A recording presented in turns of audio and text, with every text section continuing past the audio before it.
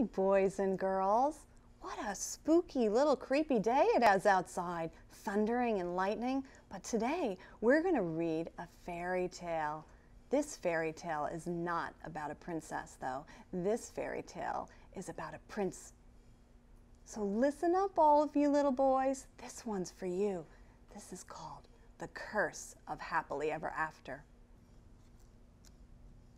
Once upon a time, there was a prince who found himself cast out of the castle into the icy cold valley of despair by a wicked witch. Possessing only his fearlessness, a sword, and some gold, he felt he had been left for dead.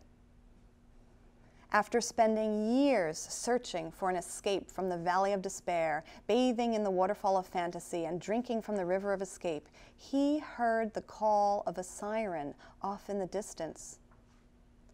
Following the river of escape, up the mountain of hope, slaying the dragon of despair along the way, he stumbled upon a beautiful princess laying asleep beside the river.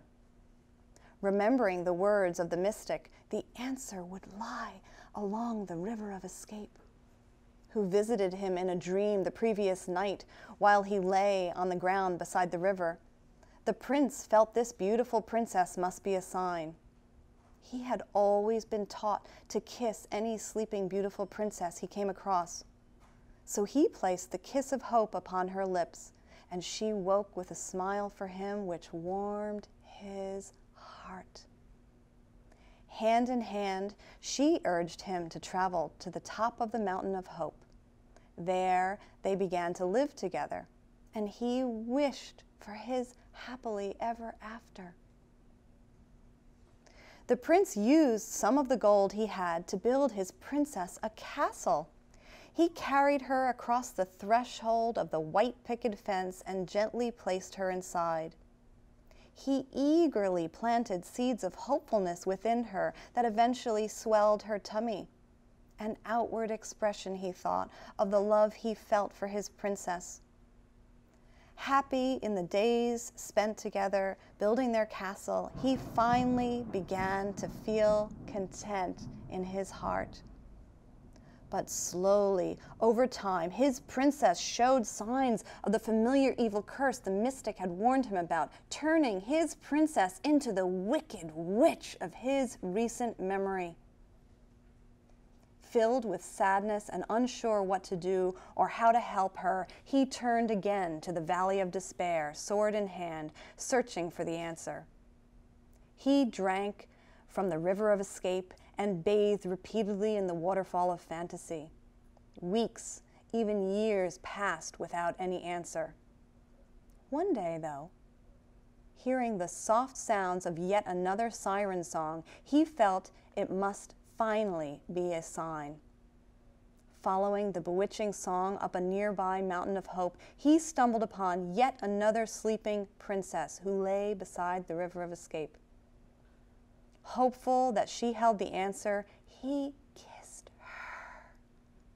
Slightly leery of her beauty and eagerness to please him, he followed her as she requested up the mountain, and over time slayed another dragon of despair.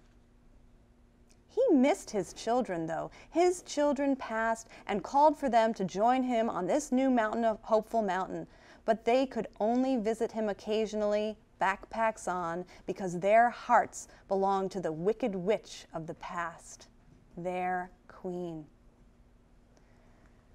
The prince, happy in his peace, but left with only a fraction of the gold, began to rebuild a new castle on a neighboring mountain of hope. His new princess was soft and sweet. She filled his heart effortlessly with the warmth he so desired. Without hesitation, he again planted the seeds of hope within her. Happy, yet sad for the loss of his children past, whose home he no longer inhabited, he moved forward, hand in hand with his new princess. Overjoyed by the occasional presence of children past and eager to nurture the children of his future, he began to feel whole again. One day, though, because of the curse of happily ever after, forewarned by his children past, who swore they saw the princess for what she really was, a wicked witch, he was cast once again into the valley of despair, determined this time, sword in hand, to follow the river of escape up the mountain of hope, slaying another dragon of despair along the way. He decided to forego kissing yet another beautiful princess lying beside the river, singing her siren song. He returned to his castle, which sat beside the river of escape, and this time cast out the wicked witch and threw her down into the valley of despair. Sure that that's what the mystic wizard meant by the answer laying beside the river escape. Knowing she had no sword or gold of her own, the prince grabbed his children past and children future and remained with them upon the mountain of hope. Once cast into the valley of despair, the wicked witch turned once again into a beautiful princess. She fell into a sad slumber beside the river of escape, hopeful that another prince may come along, kiss her, and climb with her up a nearby mountain of hope. She began singing a beautiful siren song, hoping to finally find her happily ever after. Neither the prince nor the princess would ever realize that the answer the mystic wizard spoke of still lay along the river of escape. The answer he spoke of lay in between the mountain of hope and the icy cold valley of despair. A shady, protected spot where the pitfalls of the valley and the sharp rocks of the hilltop could be seen clearly.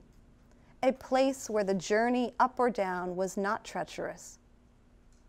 Only when the princess realized this and implored the next prince not to make the journey up the mountain of hope, but to remain with her right there beside the river of escape, in between the peak and the valley, always able to hear the soft, soothing sounds of the waterfall of fantasy off in the distance, never drinking directly from the river of escape, that the curse of happily ever after would ever be broken.